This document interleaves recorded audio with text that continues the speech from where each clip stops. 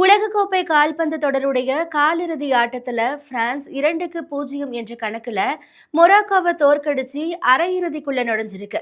பாஸ்டன்ல நடைபெற்ற காலிறுதி போட்டியில பிரான்ஸ் மொராக்கோ அணிகள் மோதினாங்க.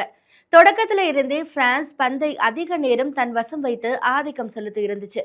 4வது நிமிஷத்துல கிலியன் எம்பாபோ அடிச்ச ஷாட் போஸ்டுடைய வலது பக்கமா நூலிழையில வெளியேறியது.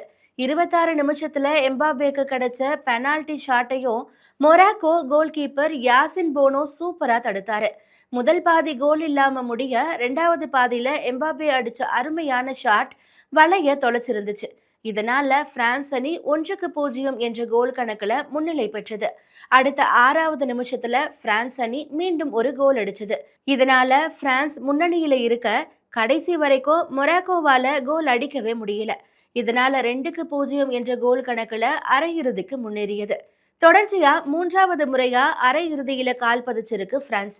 2018, 2028ஆம் ஆண்டு தொடர்லையும் பிரான்ஸ் அணி அரையிறுதியில விளையாடி இருந்தது. 14ஆம் தேதி அரையிறுதி சுற்றுல பிரான்ஸ் அணி ஸ்பெயின் அணியை எதிர்த்து விளையாடும்.